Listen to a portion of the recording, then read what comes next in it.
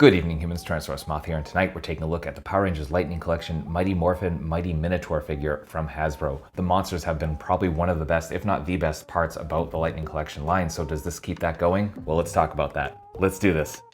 Aesthetically speaking, this figure looks great, and it's definitely a very interesting character design where, yes, it is a Minotaur, but it's definitely more of a stag look than a bull. And it totally works. It allows for these like giant antlers, and those are very well sculpted. You can see some nice details going on in there. The face has got some nice stuff going on as well. I love that they use the metallic green for the eyes. Really kind of makes that part pop. And then the rest of the body, we're pretty much a kind of light gray and then dark brown color scheme here with some little pops of silver here on the armor, so for a little bit damaged look. And beyond that, not too much paint, honestly, but we do get some kind of a little bit of a wash here on the legs, and I kind of wish they did a little bit more of that, because like the hooves could have used that a little bit, and would have liked to see that more on more of the fur. And it does kind of look there's a slight disparity there, especially because you have this wash down here. And I mean, you can definitely justify that as like, well, that's the legs, they're getting more dirt, but it would definitely spruce up the rest of the figure.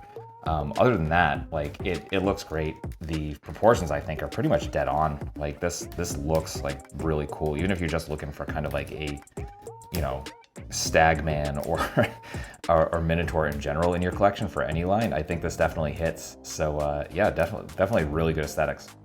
Nice loadout of accessories here, including one you might not be able to see. I don't know how this is going to look on a big screen. Again, I'm looking through my phone, so but in any event, in terms of hands, we get a couple of gripping hands right out of the box, and then we get a left clawed hand and a right fist. And then moving on to weapons, we get this huge mace-looking weapon, some good details going on there, especially the texture with the kind of like stone spikes, and then some like wood grain, even though it's still gray.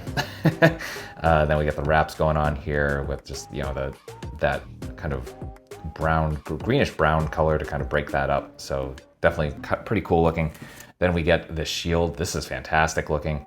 Again, we get that wood grain back, although clearly it's metal. We got these like little spots of silver going on. We got some battle damage with the nicks, and then these nice horns going on here all over. Just great sculpt all around, and the sculpt even goes on to the back where we do see the handle is sculpted. The rest of it, obviously not so much, but really well done. They didn't paint the handle, but A, you're not really going to see that, and B, it's going to be in the hand of the figure, so you don't want that, if it was painted, to be rubbing off anyway. Then we get an effects piece. So we get this, which goes on the horns, very nice kind of teal plastic, and yeah, just looks really cool. So that's nice. And then finally, we get the thing I thought possibly not be able to see, and that is the little clay version of himself. And I really wish more of the monsters came with this. This is a fantastic idea that's kind of sad to see come into the line this late, because this is something that would have totally kind of elevated, I think, a lot of the monsters coming with their little clay version, especially now that we have Finster. So yeah, that is what it is, but still just a great touch. So that's accessories. Articulation, balance here are fantastic. As you can see, we are holding our freestanding kick. Didn't take much time to get this in here, and that's really good, and that's owed a lot to the fact that they did the feet right, and I'll show that at the end. But other than that, just really good here. Other than that, we're actually seeing a lot of stuff that we see on standard Lightning Collection figures. So we have a ball joint here at the head. I think it might be ball hinge. But we get some like fantastic, look at all that up. That's beautiful. Even with this neck piece, just does not hinder anything. We get some nice down. We get loads of tilt because of that too. So just really well done. Rotation, obviously. Then we come to the shoulders. We get nice, generous, like insanely generous. Look at the back on that. Just insanely generous butterfly joints. So always welcome, especially for a character whose weapon is, a swinging weapon. Then we get hinge and swivel at the arms, so we come up into a T. We do have bicep swivel, double jointed elbows, which are bringing us kind of just past 90. Obviously, these gauntlets are gonna kind of get in the way. Then we get hinge and swivel at the wrist, both holding weapon holding hands have vertical hinges. Makes me very, very happy. Horizontal on the rest. Then we get ball joint in the diaphragm, so we're coming around. We get our ab crunch at the waist. That's bringing us really far forward. And then we get some fantastic arch back there as well. And of course that gives us some side to side. So great range all around. Come to our hips and full on splits. Just beautiful, beautiful stuff. That also allows us for a very nice big boot position.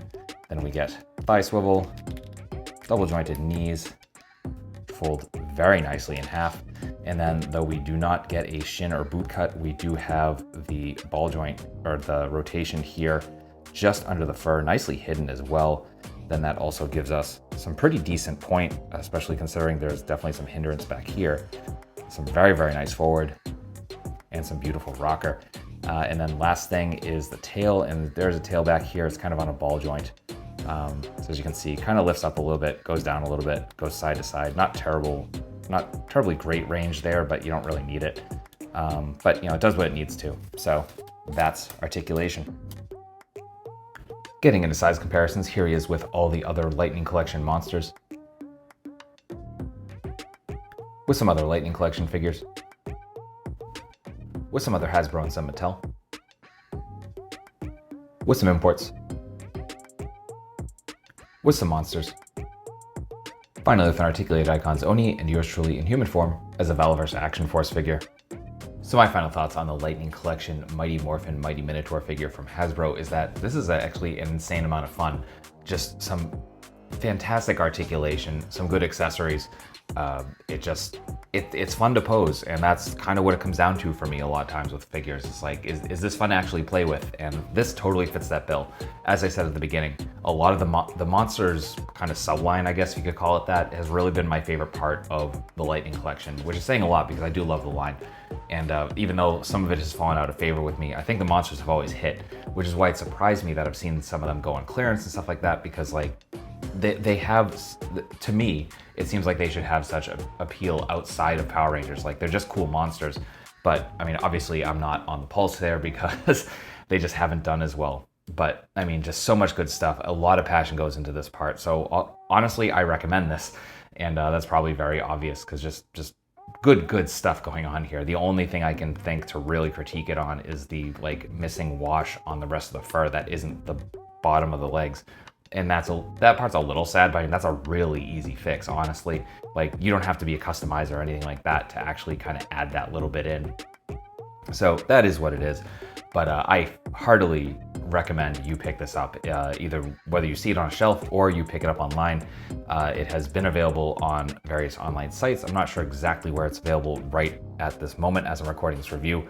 However, I do know it is up for pre-order on Entertainment Earth, of whom I happen to be an affiliate. So if you use the code that shows up here, and your order is over, at the moment, it's $79. They keep changing it, and that bugs me. You will get free shipping.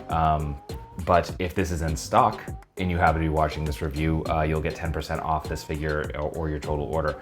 So definitely get down on that if you are interested. And beyond that, I hope you found this review informative and somewhat entertaining. If you did, I hope to see you back because I do multiple reviews a week of action figures related to tokusatsu, dinosaurs, monsters, pro wrestling, and more. Let's come on back, let's have some fun, let's escape the world for a while. And ultimately, I hope you're well. I hope that all of your toy dreams come true. And most importantly, I hope that you and yours stay weird, simians.